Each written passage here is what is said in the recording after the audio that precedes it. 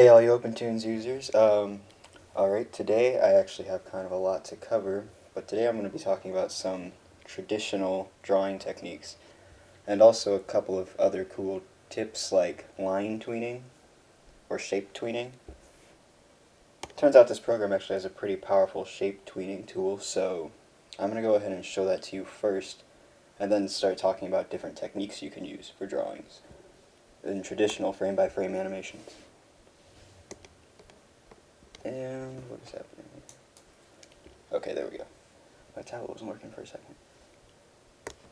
Alright, so here in column 1, I'm going to go ahead and just draw this. I don't know, it's kind of weird, spiky waveform type line.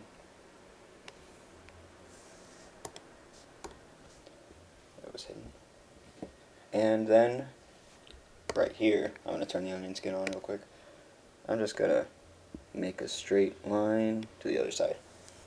And what I want to do is have this line slowly kind of come in and become a straight line over time. And you could hand animate this frame by frame, which I did actually, or I was going to originally do, and then I found another tool and I said, I'll throw it in there too because it's actually a pretty good example for it. So with these two selected, I can go over to the Ink and Paint tab right here, and you can see a visual display of everything in your column. So I'm going to auto-tween between these two, and the software will automatically generate the in-between frames for this line work.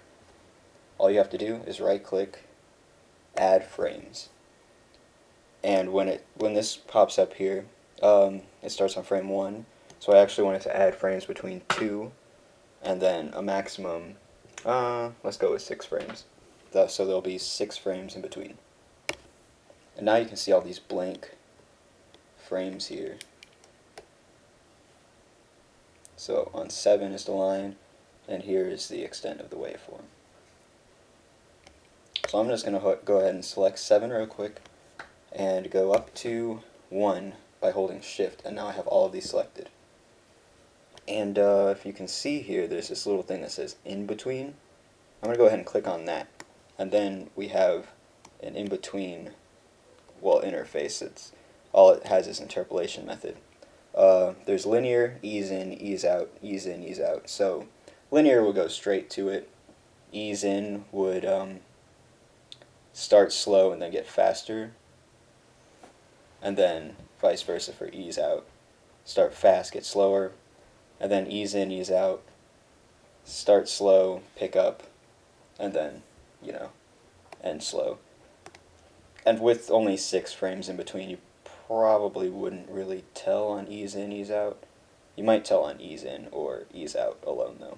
But I'm just going to go ahead and make it linear because that's just what I want for this one. And I have my onion skin on, so you can already kind of see what's happening. Or actually I don't. Or no, I do have my onion skin on. But it's just automatically tweening between these. And it just did it. It just auto-generated it, and it actually looks really nice. So I'm going to go ahead and select all of these again because this isn't an animation that exists. These are just, well, what it's doing is just generating like drawings. Each drawing is actually stored in the program, but it doesn't necessarily have to be on the XSheet, which is actually a really powerful feature. You just have to know that it's there, or else you might get confused. Because if I go back to cleanup real quick, you can see that there's still just the 2 frames here. So we don't have that animation going on. If we want to put this animation in, we have to select all of them, right-click, and then click Expose in XSheet. And then when we go back to cleanup, where'd it go? Okay, it's all the way over here. I was trying to keep that hidden for the end, so it would be easy, so you wouldn't be distracted in the beginning parts, but whatever. I'm going to keep this over here on column 2. And now I'm just going to hide this column because we don't need it. And then if you can see here, we can scrub through it. I'm going to deactivate the onion skin. Right? Look at that. That's pretty cool. Especially since we didn't even hand animate it. Looks like a pretty convincing hand-drawn animation, honestly.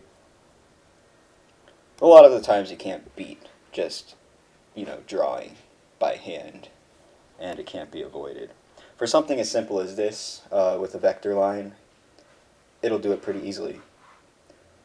You wouldn't be able to, for example, have a whole head, maybe in the front view or something, and then just drawing the head in the side view. You wouldn't get an interpolation that would look good at all.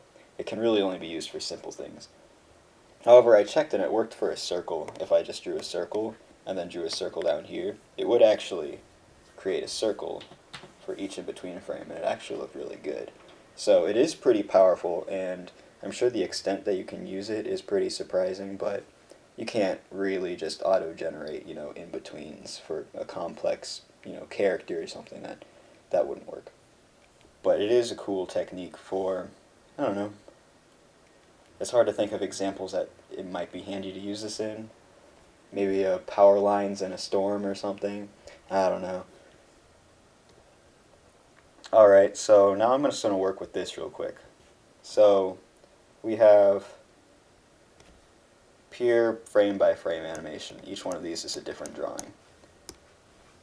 And you can set the end frame by right clicking on the end frame and then setting set stop marker. So there we go.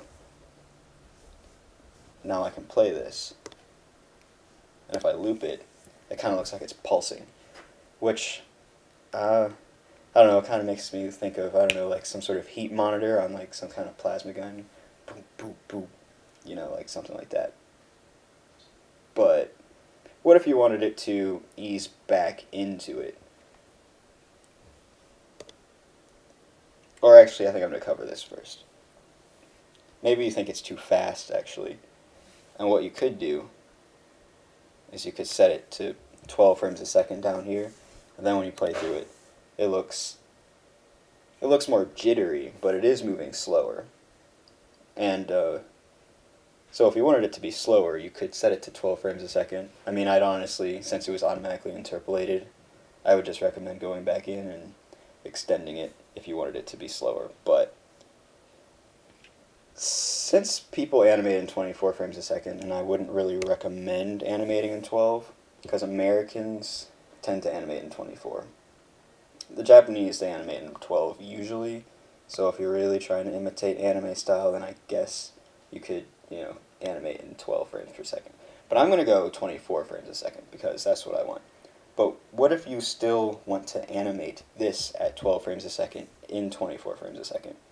Well, naturally, since 12 is half of 24, you just need to extend the exposure of each drawing so that it's on for 2 frames at a time. And OpenToonz can automatically do this if you just select all of these and click reframe. So now we're just going to talk about the XSheet and all the cool features that it has, especially in regards to frame by frame animations. If you go to reframe, you can see 1s, 2s, 3s, and 4s. And I forget, you can animate, you can give the illusion of things moving probably up to, 6 frames a second. It looks really choppy, and I wouldn't really recommend doing it, and there's probably not like a real reason to nowadays because of all of the modern technology that we have to do animation. But people animate on 2s on a regular basis. Even though we do animations at 24 frames a second, there's a lot of moments in animations where something is animated at 12 frames a second. So if we put it on 2s here, you can see that it automatically extended the exposure of each drawing. And now if I loop this back, you can see we have the same exact effect as before, where it's going at about 12 frames a second, but we're running at 24. So that's what I say to always do. Don't change your frame rate from 24, because that's the standard and that's probably what you should be animating at. Just extend the exposure if you want to animate on 2s. And that makes it really easy for you. So I'm actually going to go back because I don't want it to be like this. So like I said, we had this sort of problem with it sort of pulsing when we play it back. we can actually easily not make that a problem. If we just select these, we can just click swing. And if you can sort of see what happened here by the numbers, 1, 2, 3, 4, 5, 6, 7, that was the extent. And then all of a sudden we start counting down backwards. So naturally, we're going to have it. Now it's not pulsing, it's just easing in and out. Which, I mean, that looks pretty cool. I don't know if there'd ever be any use for this kind of animation, but there you go. You can ease in and ease out. So you don't have to either keep drawing, or you don't have to hand duplicate or hand type in your drawings. So that's a pretty nice, useful feature. And if we... So I keep playing this on a loop here. But say, you know, we don't want a 13-second long animation. We have, I don't know, this is on a monitor or something, I don't know, and there's characters in the background talking, and you want the scene to actually be very long, but you want this to be repeating the entire scene. What you can do is select these all, click repeat, and then we automatically get an interface that says either how many times to repeat or up to frames. It'll automatically calculate either one. So you could just put in the end frame of the scene, or you could specifically ask it to repeat several times. And this interface is dynamic, actually, too, so you can click around and it'll be changing. Once you select all of these, then there we go. So I'm just going to repeat this 4 times. And apply it. And now it has repeated, and I'm just going to set this to be the end frame. And now instead of looping, we can actually just hit the play button.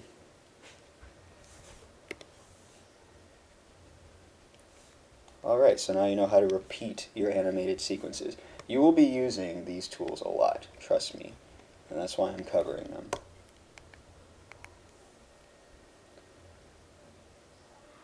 Now you can easily reverse, that's pretty obvious, just select the range and reverse it. What I could have done instead of pressing swing is just, you know, I could have just repeated it once and then selected that range and then reversed it. It would have gotten the same effect with one more step. Now another one you can do is, I'm just going to cover random, which is pretty self-explanatory. Now all the numbers are just completely jumbled. And when we loop through this, now you just sort of have this random mess going on. It doesn't look very good, and I kind of struggle to, I was trying to think of maybe an example of why you would want to use random, but I could never think of it. It's one of those things where I know it's super helpful. Like, you're going to be working on a project, and then you're going to be like, oh yeah, random would be perfect. It's hard to think of an example, but it's one of those things when you're working on a project, you'll run into the perfect moment to use it. So, yeah, I can't think of an example, but it is definitely handy. It's not a useless feature by any means. Alright, so, now that I got that out of the way, I'm going to cover swapping drawings. So over here, and I didn't have to create such like a, actually I'm going to hide these real quick. I didn't really have to create such a complicated example. But, as you can see here, I have these mouths, these different mouths. And this column's name is mouth 2, and that's 1, 2, and 3. It would be mouth, but I accidentally started it on a vector layer. And I actually did cover that in the last video, raster and vector. But actually, before I continue this, I'm going to show you again how to create a raster layer. By default, this is a Tweens vector layer. All of this is a Tweens vector layer. But you can right-click, new level, and then add, I'm just going to make this, I don't know, D. Just call it D. Select Tweens raster level, and apply. Now we have a raster. And the difference is, well, like, line work actually looks a little better. The difference between vector and raster is a vector is, it's sort of like a controlled line. It's a auto computer generated line along a path. That path can be edited and the lines can be changed after they're drawn. They're also resolution independent, so drawings drawn at a vector level can be taken out of a project at a lower resolution and put into a higher resolution project without becoming pixelated. The same cannot be said about raster objects. So you have to make sure that if you're drawing in raster, you make sure that you're at your final resolution output or higher, or else you've wasted your time making something possibly too low res to watch. So that's really the difference between vector and raster. The only reason I'm using raster on this example here is, once again, I think the line work looks a little cleaner and I can work a little bit faster because I'm just trying to create like a small example, and I don't want to worry about vector lines flying all over the place, or the caps looking weird when they meet up. You really get a lot more control. So over here, like I was about to say, on this layer, I kind of want a small animation sequence where he has his mouth closed, and then he looks at you, and then he looks straight, and then he grins. So, or he smiles when he looks at you, and then when he looks away, he sort of like looks like he can't help but laugh. So I'm going to extend this out actually a little bit because it's a little too, just a little bit too short for my taste. We'll make this like, we'll put it at like 40. Doesn't need to be that long. So I'm going to make him look at us. And like I covered in the last video, I'm going to do a local tween on his eyes. As you can see that they're separated. His eyes, his face, and then like the red. So if I move this, naturally it moves behind the face, like so. So I'm just going to key this, and then key here, and there's not going to be a change. So I can just jump between the keyframes. And then I want him to look at us, key that, and then hold that pose for about a couple of frames. I'm just completely randomizing this. This might look like complete crap, but so what I'm doing is I'm making sure if there's no movement to keyframe twice. You can't, if you keyframe the next major pose, it'll just keep interpolating between it. And if you want him to hold his eyes, for example, then you need to keyframe twice in the same position, and then keyframe the movement. So I'm just going to jump back another 2 frames, move it, and then key it. Alright, so let me see this. It's a little fast.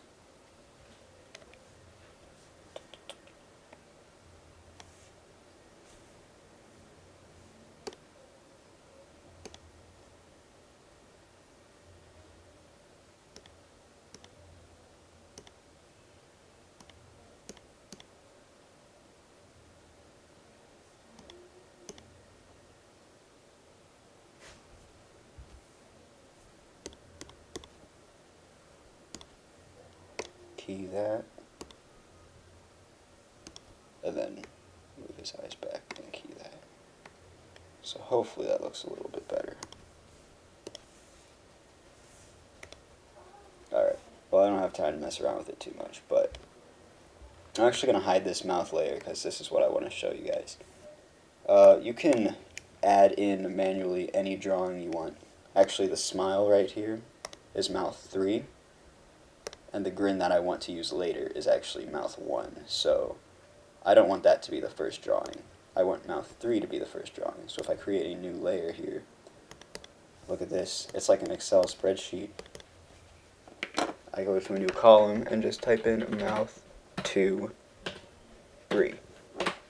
Boom, automatically we have it. added into our scene.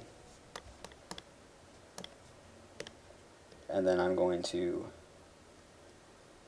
move it until he starts to move his eyes, which are at frame 11, actually. So when he moves his eyes, I want this to be mouth 2, 2. And then I just manually added that in just by typing it in. And then I'm going to scrub through the animation.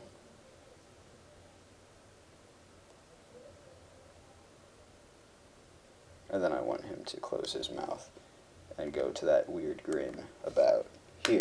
And that's the first one, mouth 2, 1. And then I can just manually extend the exposure to reach it.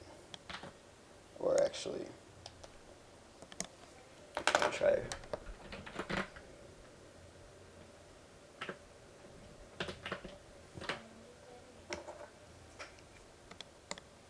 I've actually been trying to figure out how to insert rather than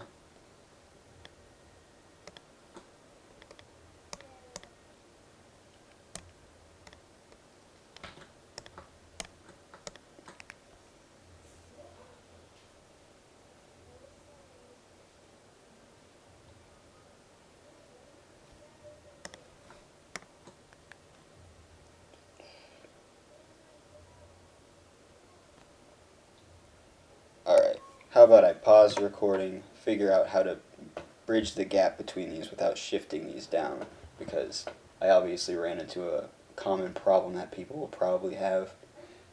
So I'm just going to pause this real quick and be right back with you guys. Alright, so I figured it out. Or at least a method.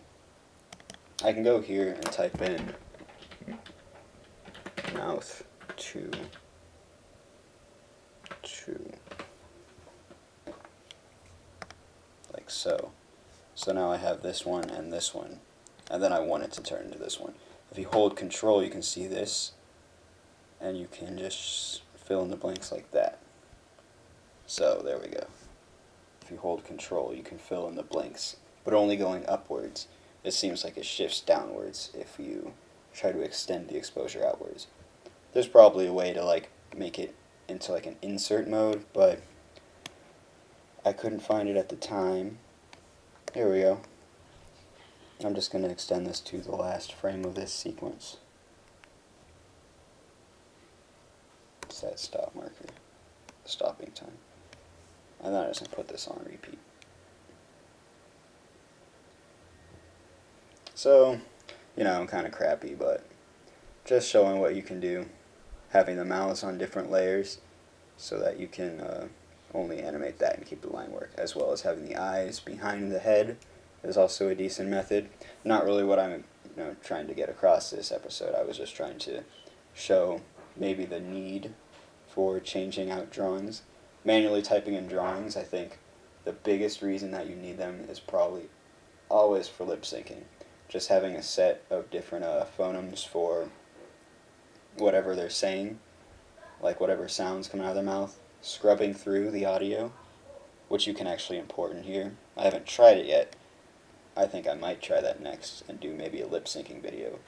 But and then just manually typing in the mouths that you need at each particular point of the animation. So this super powerful tool for hand-drawn animation. Like, I'm actually pretty blown away so far.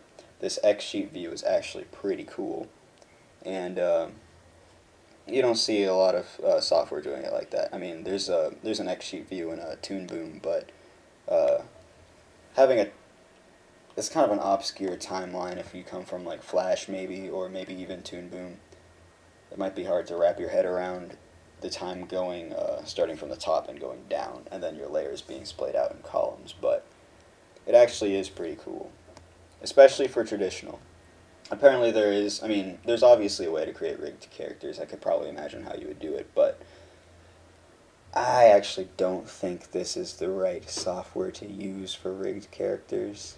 Like, you can do it, but I really think that it's a much stronger software for traditional frame by frame animation, which would explain why Ghibli and the Futurama team use it, because they pretty much only use traditional frame by frame animation.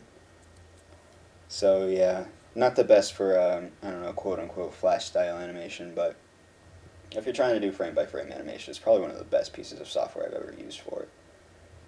So that's all I have for you guys today. Don't forget to like, comment, and subscribe, and check out the next one, whatever it may be.